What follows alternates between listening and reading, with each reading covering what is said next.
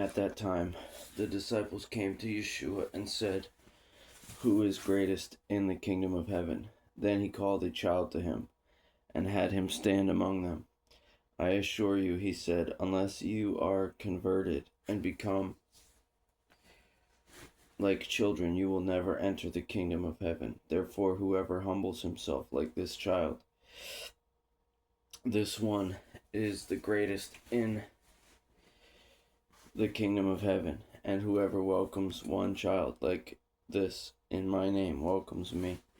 But whoever causes the downfall of one of these little ones who believe in me, it would be better for him if a heavy millstone were hung around his neck and he were drowned in the depths of the sea. Woe to the world because of offenses, for offenses must come, but woe to that man by whom the offense comes. If your hand or your foot causes your downfall, cut it off and throw it away. It is better for you to enter life maimed or lame than to have 2 hands or 2 feet and be thrown into the eternal fire. And if your eye causes your downfall, gouge it out and throw it away. It is better for you to enter life with 1 eye rather than to have 2 eyes and be thrown into hellfire. See that you don't look down on one of these little ones, because I tell you that in heaven their angels continually view the face of my Father in heaven. For the Son of Man has come to save the lost. What do you think? If a man has 100 sheep and one of them goes astray, won't he leave the 99 on the hillside and go and search for the stray?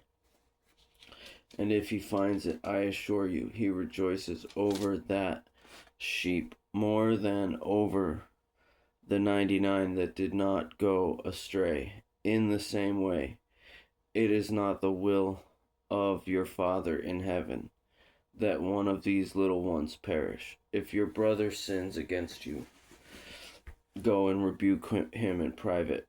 If he listens to you, you have won your brother. But if he won't listen, take 1 or 2 more with you, so that by the testimony of 2 or 3 witnesses, every fact may be established. If he pays no attention to them, tell the church. But if he doesn't pay attention even to the church, let him be like an unbeliever and a tax collector to you. I assure you, whatever you bind on earth is already bound in heaven, and whatever you loose on earth is already loosed in heaven. Again, I assure you, if 2 of you on earth agree about any matter that you pray for, it will be done for you by my Father in heaven. For where 2 or 3 are gathered together in my name, I am there among them. Then Peter came to him and said, Lord, how many times could my brother sin against me, and I forgive him? As many as 7 times. I tell you, not as many as 7, Yeshua said to him, but 70 times 7. For this reason the kingdom of heaven can be compared to a king who wanted to settle accounts with his slaves. When he began to settle accounts, one who owed 10,000 talents was brought before him. Since he had no way to pay it back, his master commanded that he, his wife, his children, and everything he had be sold to pay the debt. At this, the slave fell face down before him and said, Be patient with me, and I will pay you everything. Then the master of that slave had compassion, released him, and forgave him the loan. But that slave went out and found one of his fellow slaves who owed him 100 denarii. He grabbed him, started choking him, and said, "Pay what you owe." At this, his fellow slave fell down and began begging him, "Be patient with me, and I will pay you back." But he wasn't willing. On the contrary, he went and threw him into prison until he could pay what was owed. When the other slaves saw what had taken place, they were deeply distressed and went and reported to their master everything that had happened.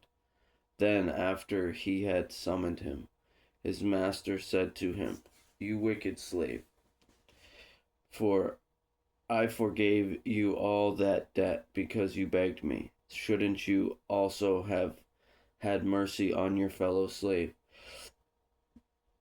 as I had mercy on you?" And his master got angry and handed him over to the jailers until he could pay everything that was owed. So my heavenly Father will also do to you if each of you does not forgive his brother from his heart.